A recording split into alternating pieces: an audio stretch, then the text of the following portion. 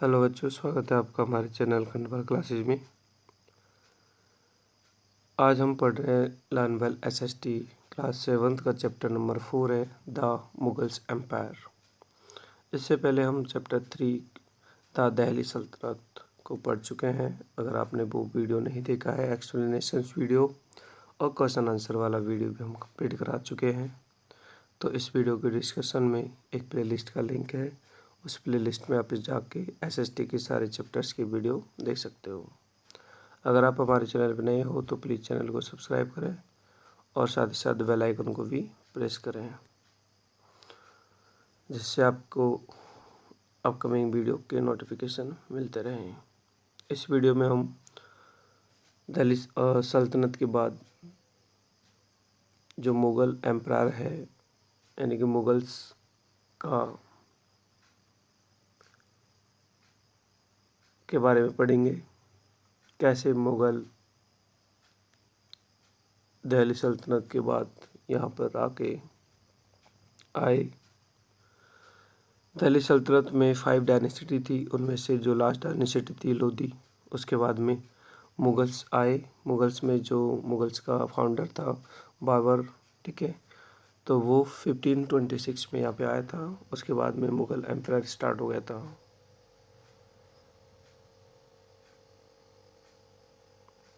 जैसा कि आप नीचे फोटो में देख रहे हो, यहाँ पे लिख रहा है आइडेंटिफाई द गिवन पर्सनैलिटी। ये जो पर्सनैलिटी है इन्हें आइडेंटिफाई करना है। तो ये अकबर है, जो कि मुग़ल एम्पायर के ही एक किंग है, राजा हैं, जो कि महान राजा थे। और इस नीचे लिख रहा है कि right any 2 famous work were done by him. इसके द्वारा 2 कोई काम बताने हैं, तो इन्होंने मनसबदारी सिस्टम जो था उसको इंट्रोड्यूस किया था, और दीन इलाही एक धर्म था, ठीक है, उसको भी इन्होंने एस्टेब्लिशमेंट किया था 1581 में। टाइमलाइन में हम देख रहे हैं कि जो बाबर था वो मुग़ल का फाउंडर था, और बाबर के बाद उनका जो सन था हुमायूं, वो किंग बने। हुमायूं के बाद जो उनका फिर शेरशाह सूरी आ गए थे बीच में।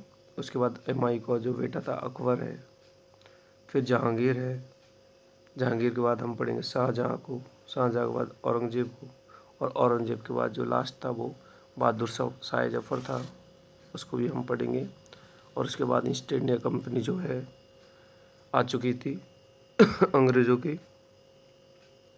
तो हम पढ़ते हैं, पहली जो हेडिंग है राइज ऑफ मुगल्स। मुगल्स का कैसे राइज हुआ था। The political chaos in the northwestern province in the second half of the 15th century and beginning the 16th century, मतलब 15 के बाद और 16 से पहले। दिल्ली सल्तनत paved the way of the establishment of a new dynasty, the Mughal dynasty. मतलब दिल्ली सल्तनत ने दिल्ली सल्तनत के बाद में मुग़ल डायनेसिटी वहाँ पर अराउज हो गई थी। And Lodhi dynasty was the last among, जैसा कि मैंने बताया है, लोधी दिल्ली सल्तनत में लास्ट थी। And the first 6 Mughals were called too early Mughals, यानी कि स्टार्टिंग जो 6 मुग़ल किंग हुए थे उन्हें अर्ली मुग़ल कहते हैं, और उन्हें ग्रेट मुगल्स भी कहते हैं, और बाकी के जो बाद में थे उन्हें लेट मुगल्स कहते हैं। तो सबसे पहले हम पढ़ते हैं बाबर का। बाबर जो था एक तुर्किश था और फर्स्ट मुग़ल रूलर था, यानी founder of the ruler empire भी कहा जाता है, क्योंकि इन्होंने ही फाउंड किया था। और मतलब सबसे पहले ये थे किंग थे, 1526 में आए थे। 1526 में पानीपत का पहला बैटल हुआ था। He was born in 1483 CE में इनका जन्म हुआ था। He was a descent of Timur and गईस Khan. He was the ruler of Fergana in Central Asia. तो ये फरगना के रूलर थे पहले, जो कि सेंट्रल एशिया में पड़ता है। And Mughal were the descents of the Timur from their father side. मतलब जो तैमूर था, ठीक है, वो भी तुर्किश था और ये भी तुर्किश हैं। सो दे फॉलोड द तिमुरुड ट्रेडिशन, इसलिए ये तिमुर के जो ट्रेडिशन है उसको ये फॉलो करते थे, क्योंकि ये उनको इनहेरिटेंस में ही मिला था, मतलब उनका जन्मजात रूल थे ये। 1526 में पानीपत का प्रथम युद्ध हुआ था, मतलब फर्स्ट बैटल हुआ था, जो कि जो लास्ट लोधी डायनेसिटी थी दिल्ली सल्तनत में, तो इब्राहिम लोधी और बाबर के बीच में हुआ था। तो इब्राहिम लोधी उसमें हार गए थे, बाबर जीत गए थे। उसके बाद में दिल्ली सल्तनत स्टॉप और बाबर का जो एम्पायर है वो स्टार्ट हो गया था। अब हम पढ़ते हैं सीरीज ऑफ बैटल्स में। तो Babur was invited to India by Maharana Sangram Singh of the Mewar and the Daulat Khan Lodhi. इन्होंने इसको इनवाइट किया था, संग्राम सिंह और दौलत लोधी ने, and governor of Punjab of fight and defeat Ibrahim Lodhi, ठीक है। और इब्राहिम लोधी को डिफीट किया था इन्होंने 1526 में पानीपत के प्रथम बैटल में। एंड उसके बाद जो लोधी डायनेस्टी उसका डाउनफॉल हो गया था, मतलब ख़त्म हो गई थी। He was the beginning of the annexation, और बाबर जो था मुग़ल एम्पायर को यहाँ पे उन्होंने बिगिन किया था, स्टार्ट किया था। फिर बाबर ने डिसाइड किया overcome the confederacy union of the Rajput former Rana Sanga, ठीक है। तो बाबर ने डिसाइड किया कि जो राणा सांगा है उनका जो यहाँ पर रुतबा है उसको ओवरकम करने का, मतलब उसको कम करने का। This confederacy was formed because Rana Sanga was the influenced by the decision of the Babur to stay in India and occupy the throne of Delhi, ठीक है। मतलब बाबर ने जो दिल्ली का थ्रोन ऑक्यूपाई किया था, इससे जो राणा सांगा है वो डिस्टर्ब थे। एंड द बैटल ऑफ खानबा, उसके बाद में 1526 में ध्यान रखना, जस्ट एक साल बाद ही खानबा का जो बैटल हुआ था, ठीक है, फतेहपुर सीकरी के नियर में। And Babur defeated the Rajput, उसमें जो है राणा सांगा जो थे उनको डिफीट किया था बाबर ने, मतलब उनको भी हरा दिया था। राजपूत थे राणा सांगा। और उसके जस्ट 2 साल बाद यानी कि 1529 में, ठीक है, 2 years later defeated by Afghans and the who were the important rebels, मतलब उन्होंने अफगान्स को भी डिफीट किया था, ठीक है। 1529 में जो है घाघरा का युद्ध हुआ था, ध्यान रखना ये बैटल की सीरीज है, क्योंकि 1526, 1527, 1529 लगातार 3 बैटल किए थे बाबर ने यहाँ पे आके। And all these victories succession lead to foundation of the और एम्पायर बाय द मुगल्स। तो ये इन विक्ट्रीज ने यहाँ पर इंडिया में दिल्ली में मुगल्स एम्पायर को एक तरह से ग्रो किया। ही सीन डाइड इन 1530, और बाबर जो है 1530 में ख़त्म हो गए थे। Left the fruits of his endeavour for this successor enjoy. और उसके बाद में अब हम पढ़ते हैं ऑटोग्राफी बाबर की, ठीक है।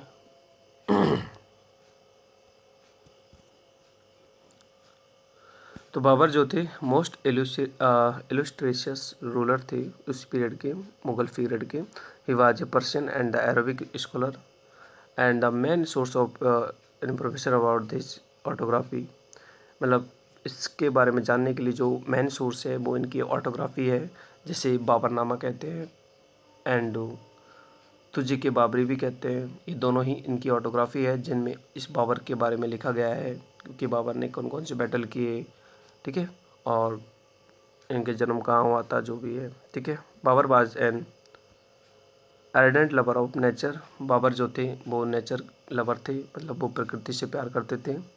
एंड ही इन्होंने बाबरनामा जो इन्होंने ऑटोग्राफी लिखी थी उसमें फ्लोरा और फ्यूना इन दोनों को बहुत ही ब्यूटीफुली तरीके से डिस्क्राइब किया था।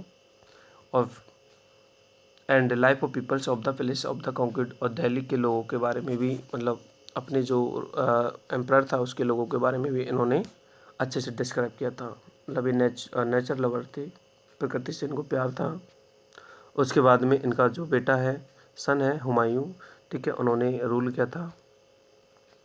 After the death of Humayun his eldest son, उनका जो बड़ा बेटा था नसरुद्दीन मोहम्मद हुमायूं, ठीक है, उन्होंने दिल्ली के थ्रोन को ऑक्यूपाई किया। Though he commander and did not possess the qualities and the energy of this father, मतलब ये इनके पास इनके पापा जैसी कोई एनर्जी नहीं थी, मतलब ये अच्छे सक्सेसर किंग नहीं थे। According to the Timurid custom he had to be share, मतलब जो तिमुरुद कस्टम था कि जो मुग़ल एम्पायर है उसके सारे किंग जो है तिमुर के कस्टम्स को ही मानते थे, क्योंकि ये सब तुर्कीज थे। And he had share the power with his 3 brothers. ठीक है, तो हुमायूं ने अपने 3 ब्रदर्स थे उनमें पावर को शेयर किया था, अकेले ने मतलब रूल नहीं किया था। और 3 ब्रदर थे, कामरान, हिंदल और अस्कारी। ठीक है, and he had very turbulent life as a ruler. The 3 major difficulties he faced. तो इन्होंने काफ़ी सारी डिफ़िकल्टी फेस की थी हुमायूं ने। ठीक है, हुमायूं इतने सक्सेसर मतलब मुगल्स में वो नहीं थे, क्या बोलते हैं, किंग। और क्या डिफ़िकल्टीज थी वो हम पढ़ते हैं। फर्स्ट तो ये थी कि his kingdom was disorganised and the administration had to be set up. यानी कि इसकी किंगडम का जो एडमिनिस्ट्रेशन था, ठीक है, वो एक तरह से डिसऑर्गेनाइज था। क्योंकि सोचो, एक राजा अच्छे से ऑर्गेनाइज कर सकता है, वह 3-3 राजा हो जाए। मतलब इसने अपनी जो एम्पायर है उसको अपने ब्रदर्स में डिस्ट्रीब्यूट किया था, इसलिए। And he had face to be revolt the his brothers. और उसके बाद इनके जो ब्रदर्स थे उन्होंने ही रिवोल्ट कर दिया, मतलब। ठीक है, मतलब वो डिससेटिस्फाइड थे मतलब किंगडम के शेयरिंग से, इसलिए उन्होंने ही रिवोल्ट कर दिया। थर्ड है, there was a constant threat from all sides which made it difficult for him to sustain kingdom.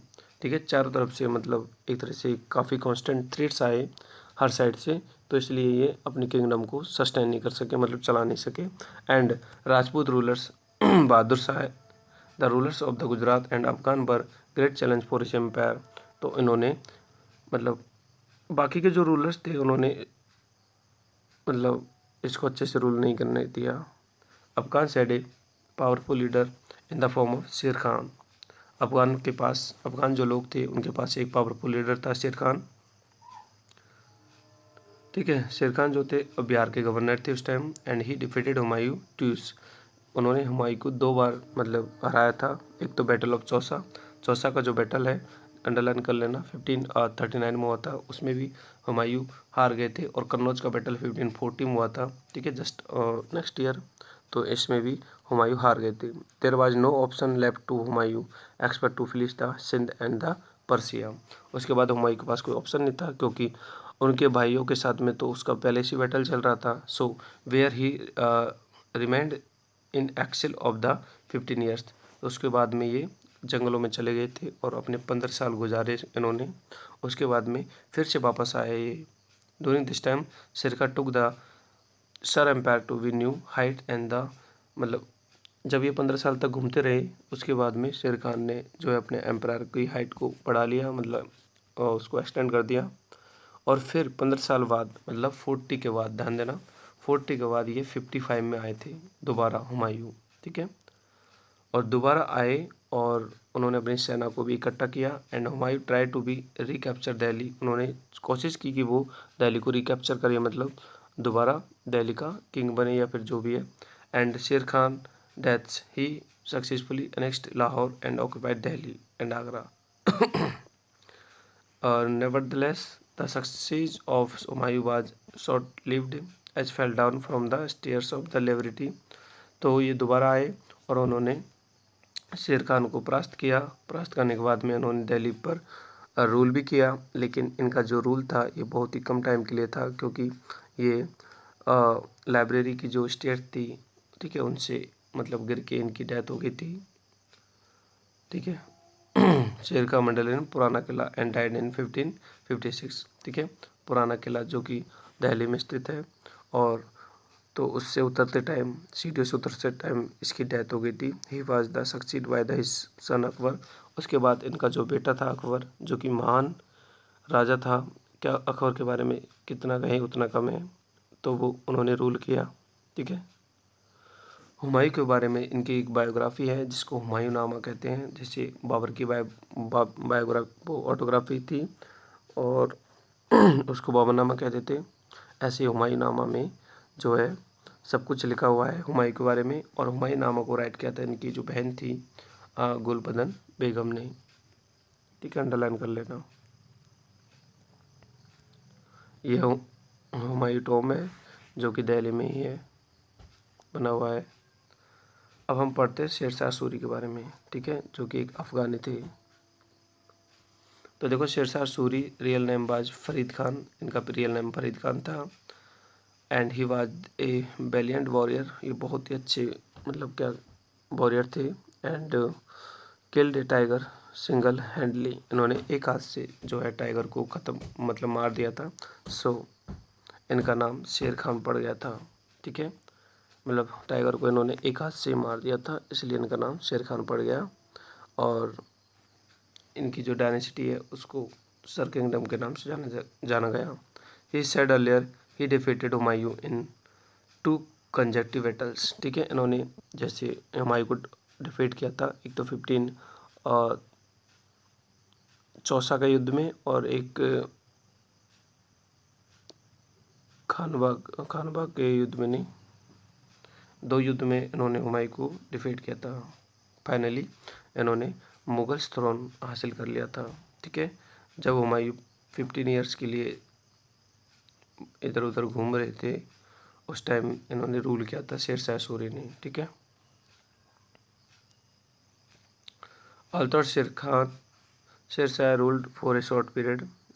ठीक है, इन्होंने ज़्यादा रूल नहीं किया था, ओनली 5 ईयर्स ही रूल किया था। But built a kingdom to stretch from Jhelum in the west to बी ब्रह्मपुत्र इन द ईस्ट। लेकिन इन्होंने अपनी जो किंगडम है उसको एक्सटेंड किया था। ठीक है, अगर हम देखें तो ईस्ट में झेलम तक और वेस्ट में ब्रह्मपुत्र तक इन्होंने अपने किंगडम को एक्सटेंड किया था। और अगर साउथ की बात करें तो नर्मदा तक, हिमालय और नर्मदा तक। ठीक है, इन्होंने अपनी किंगडम को एक्सटेंड किया था नॉर्थन में हिमालय तक।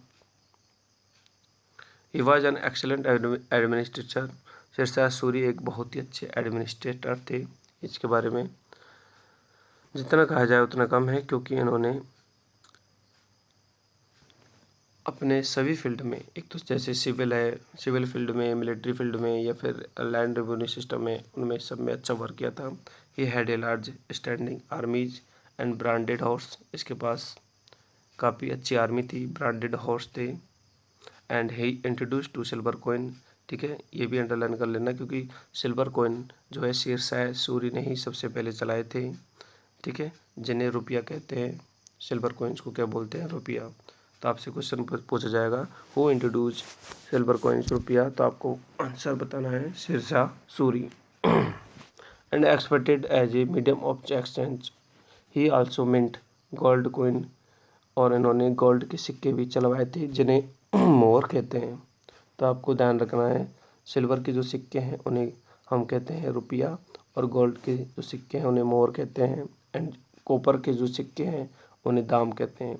तो ये 3 तरह के जो सिक्के हैं इन्होंने चलवाए थे। जैसा कि आप डायग्राम में देख सकते हो, ये सिल्वर कॉइन्स हैं, यानी कि सिल्वर के रुपये हैं।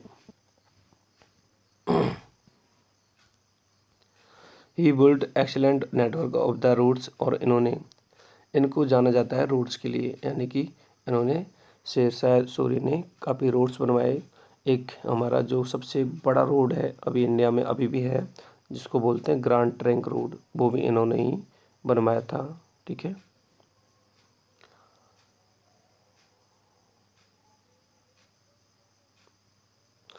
और आगे देखो, ही वाज एन इम्पार्टियल जज एंड ग्रेट बिल्डर, ये अच्छे जज थे और ग्रेट बिल्डर भी थे।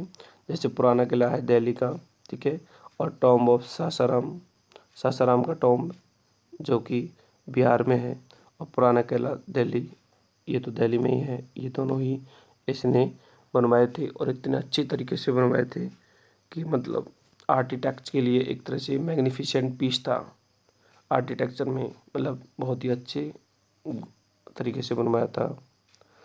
He died after a short rule of 5 years, मतलब 5 साल के बाद ये डाइड हो गए थे 1545 में।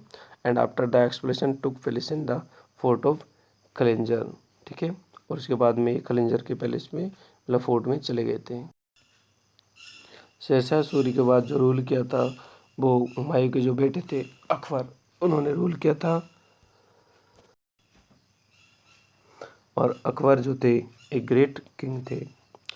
अकबर का पूरा नाम जलाउद्दीन मोहम्मद अकबर था, और इनको शहंशाह अकबर ए आजम के नाम से भी जाना जाता था।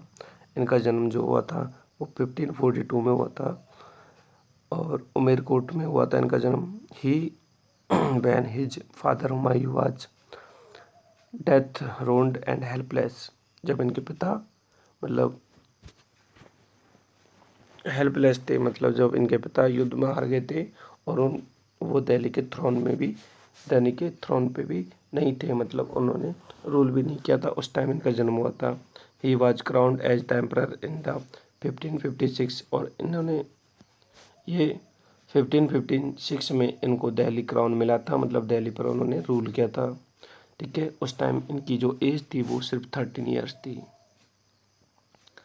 एज ही वाज माइनर, मतलब वो माइनर थे, सो इनका जो पैट्रन था या मेंटर था वो बैरिम खान को बनाया गया था। ठीक है, मतलब देख रेख करने के लिए। एंड ये बैरिम खान जो बने थे वो 18 ईयर्स तक बने थे, मतलब जब ये 13 साल के थे, नाबालिग थे, तो इनके देख रेख के लिए मतलब एक तरह से किंग तो इनको बना दिया गया था, बट बाकी के काम के लिए बैरम खान को नियुक्त किया गया था 18 साल तक। अब इसके पढ़ते हम क्वालिटी और स्किल्स। ठीक है, अकबर की। अकबर एक ग्रेट किंग क्यों थे, ऐसी क्या बात थी अकबर में? तो देखो, Akbar was a great warrior and excellent administrator. By the end of the region 1605 Mughals empire covered most of the northern and central India. मतलब जब तक इन्होंने रूल किया था, मुगल एम्पायर काफ़ी इंडिया के जो पार्ट थे, नॉर्थ और सेंट्रल इंडिया, उसको कवर कर चुके थे। ही powerfully eliminated all the rebels after taking control of the kingdom in his hands। मतलब जब इनके हाथ में रूल आया था तो उन्होंने काफ़ी चेंज करवाया था अपने किंगडम में। But not only uprooting the descents, इन्होंने सिर्फ डिसेंट्स को ही अपरूट नहीं किया था, शेर Shah Suri, but also defeat the newly self declared Hindu Kings. इन्होंने जो नए हिंदू किंग्स थे उनको भी डिफीट किया था। हेमू हु वाज द वजीर of Suri dynasty in the second battle of Panipat, यानी कि पानीपत का प्रथम बैटल जो है 1526 में हुआ था, उसमें तो मुगल एम्पायर बाबर जीत गए थे। और सेकंड जो बैटल हुआ था पानीपत का 1556 में हुआ था। He took nearly 2 decades of the consolidated his power. तो इन्होंने 2 डिकेड में, यानी कि 2 डिकेड में अपनी पावर को बहुत ही ज़्यादा एक्सटेंड कर लिया। एम्पायर वाज इन्होंने अपने एम्पायर को डेक्कन तक भी एक्सटेंड किया था। He also took step to end the internal conflicts, और इन्होंने अपनी किंगडम के जो इंटरनल कॉन्फ्लिक्ट्स थे, मतलब अंदर के जो कॉन्फ्लिक्ट्स थे, उनको भी डिप्लोमेटिक स्किल्स के द्वारा फिनिश किया, अपनी कैपेबिलिटी के द्वारा ख़त्म किया।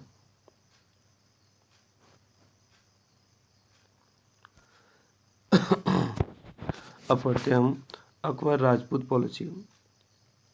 अकबर पहले रूलर थे जिन्होंने मतलब जो कि परमानेंटली मुस्लिम एम्पायर को राजपूतों के साथ में संबंध बनाए। They had to be peacefully won over, और ये हमेशा इन्होंने जो भी बैटल किए थे पीसफुली वॉन किए थे, मतलब शांति के प्रतीक भी थे अकबर। ऐसा नहीं है कि कोई डेंजर किंग थे।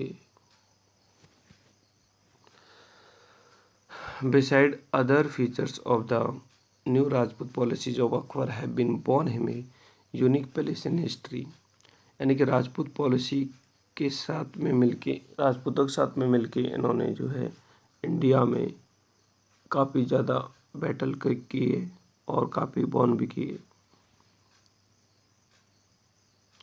सबसे पहले इन्होंने राजपूतों के साथ में मैरिज अलायंस किया था, मतलब राजपूतों से शादी करके संबंध बनाए थे। जैसे बाय मैरिंग जोधाबाई, इन्होंने जोधाबाई से मैरी की थी, शादी की थी, जो कि राजा बहारमल की पुत्री थी। ठीक है, राजा बहारमल जयपुर के राजा थे। और इसके बाद में he displayed his secular policy to watch the Rajput. इससे क्या हुआ इन्होंने राजपूतों के प्रति जो है और ज़्यादा लगाव हो गया था, क्योंकि राजपूतों का तो ये दामाद हो गया था, इसलिए the marriage secured by him by powerful support of the Rajput rulers. फिर राजपूत जो रूलर्स थे इन्होंने इसका सपोर्ट भी किया था।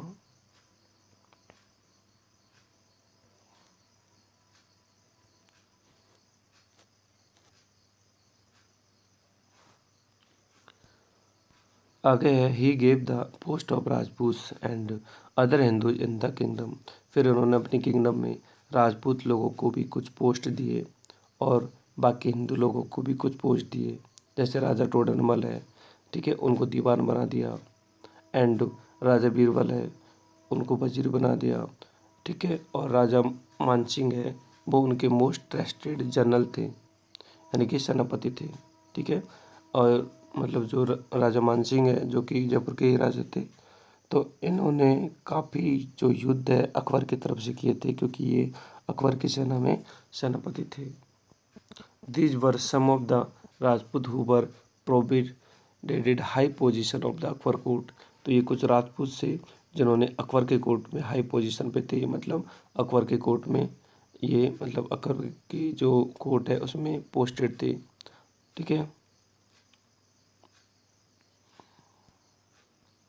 आगे देखो, he honour the Rajput kings even after defeating them. मतलब इन्होंने राजपूत किंग्स को डिफेट किया था और इनके हॉनर को भी सम्मान दिया था। He did not interfere in the internal affairs. और इन्होंने कभी भी इनके इंटरनल अफेयर्स में डिस्टर्ब नहीं किया था। He allow Rajput rulers to rule over the kingdom as watan jagir, ठीक है, मतलब अपनी किंगडम पे रूल करने का भी हक दिया।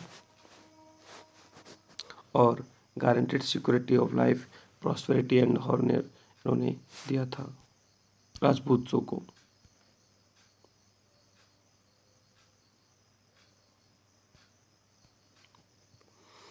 अब हम पढ़ते हैं अकबर के एडमिनिस्ट्रेशन के बारे में। अकबर एक अच्छे एडमिनिस्ट्रेटर थे। 1580 में Akbar divide the whole Mughals empire into 12 provisions. इन्होंने अपने मुगल एम्पायर को 12 प्रोविंस में डिवाइड किया था, विच वर कॉल्ड सूबाज, जिनको सूबाज कहा जाता था, ठीक है, ध्यान रखना। Each suba was divide into number of sarkars. फिर सूबा को भी सरकार में डिवाइड किया, ठीक है, और फिर सरकार को भी फरगना में डिवाइड किया। एंड फरगना मीन्स विलेजेज होते थे, ठीक है। जैसे आज हमारे इंडियन सिस्टम में हो रहा है, कंट्री कंट्री को डिवाइड किया, स्टेट्स में स्टेट को डिवाइड किया, डिस्ट्रिक्ट में डिस्ट्रिक्ट को डिवाइड किया, और विलेजेज में ऐसे। And the Deccan conquest 3 new subas, Berar, Khandesh और अहमदनगर, ठीक है, ये डेक्कन वाला पार्ट था। इसमें 3 सूबाज थे, बैरार, खानदेश और अहमदनगर, ये भी उसमें ऐड थे। The emperor was the head of empire, ठीक है। इन सभी सूबाज का, इन सभी सरकार्स का, इन सभी परगना का जो हेड था वो ये थे, कौन, Akbar. He had all superior power, मतलब इनके पास सुपर पावर तो इनके पास थी। He was the helped by his cabinet member, और जो इसके कैबिनेट मेंबर थे उनकी भी ये हेल्प करता था। वजीर जो कि प्राइम मिनिस्टर थे, दीवान रेवेन्यू मिनिस्टर थे, ठीक है। और जैसे दीवान के रूप में इन्होंने रेवेन्यू मिनिस्टर, और मीर बख्श जो कि आर्मी के पे मास्टर थे, ठीक है। मीर बख्श जो आर्मी को पेमेंट करता था उसको मीर बख्श कहा था इन्होंने। और काजी, काजी जो होता था इनके दरबार में वो हाईएस्ट जुडिकल हेड होता था, मतलब जज होता था, ठीक है, अलग अलग। अब पढ़ते हैं मनसबदारी सिस्टम के बारे में।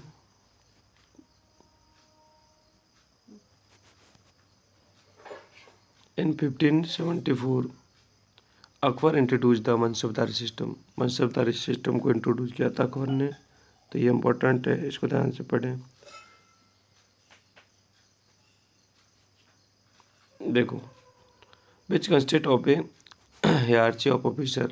He did not only recruited Iranis and Turkis, but also the Indian Muslims and Afghans and Rajput these official were called mansabdari. यानी कि उन्होंने अपने जो एम्पायर है उसमें सिर्फ तुर्कीज को ही शामिल नहीं किया, अफगानों को भी शामिल किया, हिंदू को शामिल किया और इंडियन जो मुसलमान थे उनको भी शामिल किया। ऑल इंडिविजुअल वाज गिवन ए जागीर, सबको अलग अलग जागीर दी, और जागीर मतलब पीसेज ऑफ लैंड दिए, ठीक है, अलग अलग ज़मीन के टुकड़े दिए। टू हिज जाट और रैंक, मतलब they had to be provide a central number of horses for the king uses, ठीक है, और उन्होंने बदले में किंग के यूज के लिए हॉर्स भी प्रोवाइड किए। He also followed the system of दागबा चेहरा of branding horses like his predecessors. तो इन्होंने जो घोड़े होते थे, हॉर्सेज होते थे, उन पर दाग व चेहरा, एक नंबर दाग व चेहरा नाम का एक ब्रांड जो है चलाया था। अलाउद्दीन खिलजी के जो घोड़े थे, उसके बाद इनके जो घोड़े थे वो ही अच्छे थे। आगे देखते हैं land revenue system. Akbar was very considerate about his peoples. बिल्कुल ये बात सही है, अकबर जो थे अपने लोगों के लिए बहुत ज़्यादा कंसिडरेट थे। Hence like Sher Shah Suri he also followed the proper system of land revenue. Sher Shah Suri ने भी यही सिस्टम फॉलो किया था, in addition of some special feature. मतलब शेर शाह सूरी के जो रेवेन्यू सिस्टम था उसमें ही कुछ फीचर्स इन्होंने ऐड किए थे। Raja Todarmal one of the his 9 jewels, मतलब इसके जो 9 जो इसके नवरत्न थे उनमें राजा टोडरमल भी थे, बीरबल भी थे, ठीक है। तो राजा टोडरमल को उन्होंने चीफ रेवेन्यू बनाया था। उसके बाद इन्होंने इंट्रोड्यूस किया था Dahsala system, Bandobast system. According to this system all the land measured and divide the 4 classes depending upon it fertility. मतलब लैंड को डिवाइड किया था 4 क्लासेज में उनकी फर्टिलिटी का according. The new land revenue system was known as Zabt, और नया revenue system भी इन्होंने चलाया था। Annual revenue was calculated by the basic of the 10 years average of the yield. मतलब 10 साल का जो एवरेज होता था उसको एनुअल रेवेन्यू के रूप में इन्होंने कैलकुलेट किया। And the land revenue was 1/3 of average yield could be paid by cash और काइंड। तो ये उनका हो गया लैंड रेवेन्यू के बारे में। अब हम पढ़ते हैं रिलीजियस पॉलिसी, धार्मिक पॉलिसी क्या थी इनकी, ठीक है। देखो अकबर जो थे वो उन्होंने रिलीजियस टॉलरेंस को बनाए रखा था। मतलब उन्होंने सभी धर्मों को जो है एक समान माना था, और वो हर तरह के जो त्यौहार होते थे, जैसे चाहे हिंदुओं के त्यौहार हो या फिर मुसलमानों के त्यौहार हो, ठीक है, वो सारे त्यौहार जो है एंजॉय करते थे। जैसे दिवाली है, होली है, बसंत पंचमी है, ठीक है, और मुसलमान त्यौहार जैसे नौरोज़ है, तो सब में शरीक हुआ करते थे वो। और क्योंकि वो और जो उन्होंने अपने गवर्नर लगा रखे थे, ठीक है, उनमें कुछ हिंदू थे, कुछ मुसलमान थे, कुछ और भी अफ़गानी थे, तो इसलिए वो सब धर्मों को एक समान मानते थे।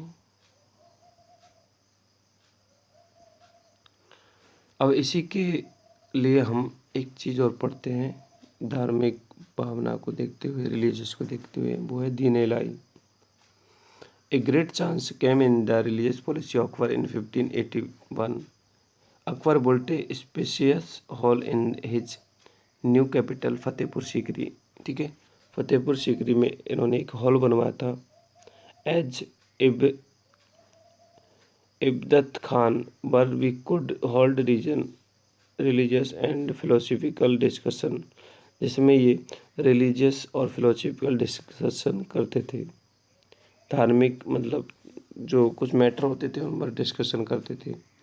ही invited scholar of all religion इसके जो स्कॉलर थे उनमें सभी धर्मों के लोग थे, जैसे हिंदू धर्म के जो अच्छे ज्ञानी लोग थे वो है, जैन के, क्रिश्चियन के, ठीक है, इस्लाम के, and take part in the discussion. और वो सभी लोग इस में डिस्कशन में पार्ट लेते थे।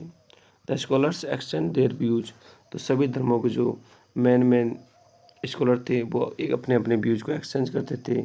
Akbar could that be fundamental of all religion पर सेम, तो अकबर ने एक ऐसा फंडामेंटल बनाया जो सभी धर्मों में समान हो, ठीक है।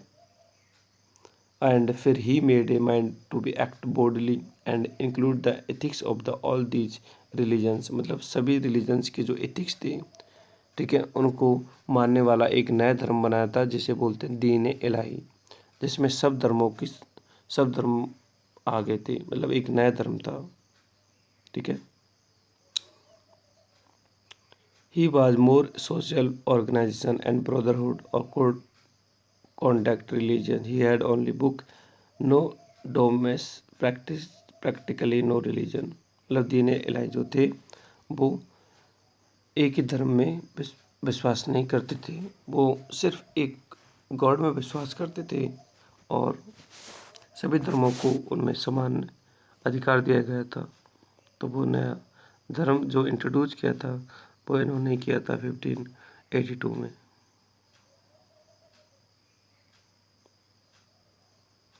और इन्होंने काफ़ी ज़्यादा कंस्ट्रक्शन वर्क भी करवाया था अपनी लाइफ पीरियड में। उसके बाद में 1605 में इनकी डेथ हो गई थी, ठीक है। और इनको बरीड किया गया था सिकंदरा में, जो कि आगरा के पास है, मतलब वहाँ इनको दफनाया गया था।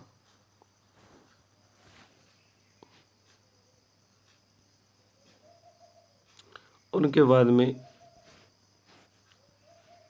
और अब हम पढ़ते हैं इनके आर्किटेक्चर के अचीवमेंट के बारे में कि उन्होंने आर्किटेक्चर में क्या क्या अचीव किया था। तो देखो, इन्होंने हर पार्ट में अचीव किया था, तो आर्किटेक्चर में क्यों नहीं करेंगे। इन्होंने काफ़ी बिल्डिंग्स बनवाई थी, काफ़ी पैलेसेस बनवाए थे, ठीक है। उनमें हम देखते हैं एक तो बुलंद दरवाज़ा है, फतेहपुर सीकरी है, ठीक है। बुलंद दरवाज़ा इज इम्पोजिंग स्ट्रक्चर, मतलब काफ़ी ज़्यादा हाइट थी बुलंद दरवाज़ा की, 176 फीट हाइट थी उसकी। और ओमाई टॉम्ब है, वो भी इन्होंने बनवाया था अपने फादर के लिए। इनकी जो आर्किटेक्चर थी उसमें सभी स्टाइल मिक्स थी, चाहे वो पर्शियन स्टाइल हो, इंडियन स्टाइल हो, ठीक है, इंडोजीनियस हो। तो इन्होंने सभी स्टाइल्स को मिक्स करके बिल्डिंग जो है बिल्ड की थी।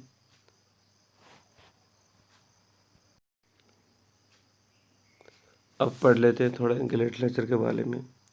Akbar never got the opportunity to receive a formal education. Akbar चाहते थे कि सब लोगों को एक एजुकेशन मिले।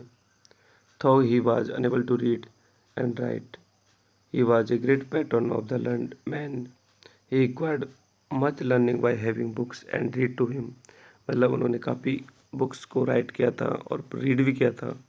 His court was adorned by scholars like Sheikh Mubarak, इसके कोर्ट में 9 स्कॉलर थे, शेख मुबारक है, अबुल फजल है, अब्दुल रहीम खान खाना है, फैजी है, ठीक है। एंड 2 हिस्टोरियन वर्क्स भी इन्होंने राइट किए थे, एक तो आईन अकबरी और एक Akbarnama. These are two major sources which give information about Akbar period. Ain Akbari और अकबरनामा ये दो सोर्सेज थे जिनसे अकबर के कार्यकाल के बारे में जानने को मिलता है।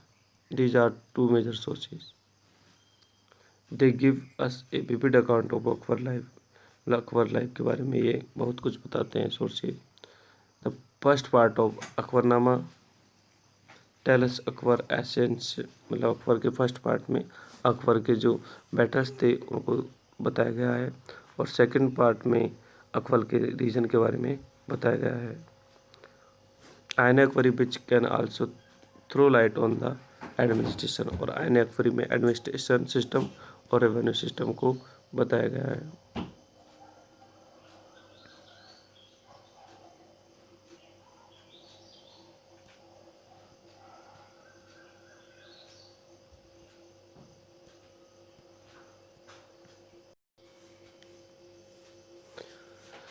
Several scholar of this court Akbar new बहुत पर्शियन एंड संस्कृत, इन्होंने पर्शियन और संस्कृत लैंग्वेज को भी ज़्यादा बढ़ावा दिया था। He most and win among the Abul Fazal Faizi, ये सभी स्कॉलर थे इनकी दरबार में। और इन्होंने हिंदू बुक्स जैसे महाभारत है, रामायण है, अर्थवेद है, राजतरंगिणी है, पंचतंत्र है, लीलावती है, इन सब को ट्रांसलेट किया था पर्शियन में, क्योंकि ये खुद पर्शियन थे तो पर्शियन लैंग्वेज में ट्रांसलेट किया था। During Akbar life time Hindi literature also made progress, मतलब इनके काल में हिंदी लिटरेचर को भी बहुत प्रोग्रेस मिली थी। अमोंग द नोटेबल स्कॉलर पर अबुल रहीम खान काना, इनके स्कॉलर थे कबीर है, सूरदास है, तुलसीदास है, ठीक है, काफ़ी। और इन्होंने रामचरितमानस को भी मतलब ट्रांसलेट किया था। फिर आगे हम देख लेते हैं म्यूजिक एंड पेंटिंग्स में। तो म्यूजिक और पेंटिंग्स वाला जो टाइम है ये भी अच्छा था। अकबर बाज फॉन्ड ऑफ म्यूजिक, मतलब अकबर जो थे लवर थे म्यूजिक। मिलन अकबर के म्यूजिक, अकबर के नवरत्न जो थे उनमें तानसेन भी था। द मोस्ट फेमस म्यूजिशियन था उस टाइम का तानसेन। अडोनेट अकबर कोर्ट में ही था Tansen, and he has said to be created some new ragas, इन्होंने काफ़ी राग नए नए राग बनाए थे, ठीक है। The other famous musician of Akbar time पर बाबा रामदेव, एक बाबा रामदेव थे जो कि भी फेमस, और बिरजू खान थे, बिरजू बाबरा, सूरदास है। Akbar was a great pattern of art, his place बर डेकोरेटेड विथ म्यूरल्स, यानी कि इनके जो प्लेस की वॉल्स है वो म्यूरल के साथ में डेकोरेट की गई थी।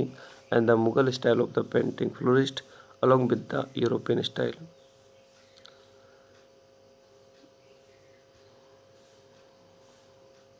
दे आल्सो पेंटेड सीन, और देखो पेंटिंग्स में भी काफ़ी अच्छी अच्छी पेंटिंग्स इन्होंने अपने पैलेसेस में बनवाई हुई है। एक तो राधा कृष्ण है, लैला मजनू है, ठीक है, मतलब पेंटिंग्स में और म्यूजिक में दोनों में ही ये अच्छे थे अकबर। अब हम पढ़ लेते हैं नवरत्न के बारे में, जो इनके नौ रत्न थे। देखो अकबर के कोर्ट में 9 रत्न थे जो कि हर हर डिपार्टमेंट के थे। उनमें एक तो था अबुल फजल, फैजी, तानसेन, टोडरमल, अकबर और अब्दुल रहीम खान काना, मुल्ला दो प्याजा, राजा मान सिंह, बीरबल, ठीक है, ये सभी इनके कोर्ट के हॉनर थे। इसके बाद में हम अकबर के बारे में देखते हैं जहांगीर, जो कि अकबर के सन थे। जहांगीर को सलीम के नाम से भी जाना जाता था, और ये फोर्थ रूलर थे मुगल एम्पायर के। एंड उसके बाद में दिल्ली का, अकबर की डेथ के बाद में ये राजा बने। एंड इन्होंने अपने आप को जहांगीर के नाम से मतलब टाइटल दिया था, मतलब रूल किया था। ये जो मतलब द राजपूत, इसकी जो माता थी वो राजपूत थी, आमिर की, ठीक है, जोधाबाई के पुत्र थे ये। And he was born after many prayers by the blessing of the Sheikh Salim Chishti, की दुआओं के बाद में इनका जन्म हुआ था। And he was named as Salim to pay contribute of the saint, मतलब सलीम चिश्ती की दुआओं के बाद इनका जन्म हुआ था, इसलिए इनका नाम सलीम रख दिया गया था। इनकी ऑटोबायोग्राफी है जहांगीर तुजुक ए जहांगीरी नाम से, किस नाम से, तुजुक ए जहांगीरी नाम से इनकी ऑटोबायोग्राफी है, जिसमें इनके बारे में जानने को मिलता है और इनके फादर्स के बारे में भी जानने को मिलता है। Jahangir got a large empire in heritage and continue his, मतलब उन्होंने अपने एम्पायर को कंटिन्यू किया था। एंड जैसे मेवाड़ इन राजस्थान, हिमाचल, अहमदनगर फोर्ट तक। And he lost Kandahar Persian rulers Shah Abbas ने ही ओवन सन खुर्रम, इसके 4 सन थे, उनमें से एक खुर्रम था, रिवेल्ड अगेंस्ट हिम, तो उन्होंने रिवेल किया था। और ये जो पार्ट है कंधार, इसको वो लॉस्ट हो चुके थे, मतलब खत्म, उनके लिए हार गए थे। He was supported by 5th Sikh गुरु अर्जुन देव, देखिए 5वें जो सिख गुरु थे अर्जुन देव, इन्होंने इसको सपोर्ट किया था। Who was the later matriarch for this act? Jahangir was a patron of art. Jahangir जो थे आर्ट के पैट्रन थे, मतलब आर्ट और आर्किटेक्चर्स में उनका इंटरेस्ट था। इन्होंने काफ़ी बिल्डिंग्स, काफ़ी गार्डन्स, काफ़ी मोनूमेंट्स जो है बनवाए थे। जहांगीर ने नूरजहाँ से मैरिज की थी, जो कि बहुत ही ब्यूटीफुल थी। And Persian art culture flourish under the patrons. She was very influential in the administration. Jahangir अच्छे एक एडमिनिस्ट्रेटर भी थे।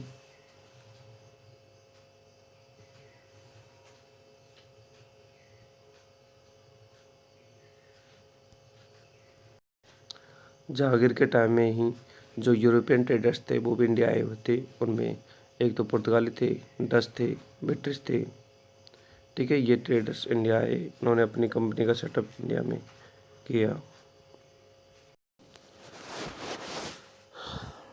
तो इस प्रकार से अब हम पढ़ेंगे नेक्स्ट जो हमें शाहजहाँ, उसके बारे में हम पार्ट 2 में पढ़ेंगे। तो यह है पार्ट 1, वीडियो काफ़ी लंबा हो चुका है। और पार्ट 2 का जो लिंक है वो आपको इस वीडियो के डिस्क्रिप्शन में मिल जाएगा। मिलते हैं नेक्स्ट वीडियो में, तब तक के लिए बाय। वीडियो को लाइक कीजिए और अपने फ्रेंड्स के साथ में शेयर कीजिए। Thank you so much for watching.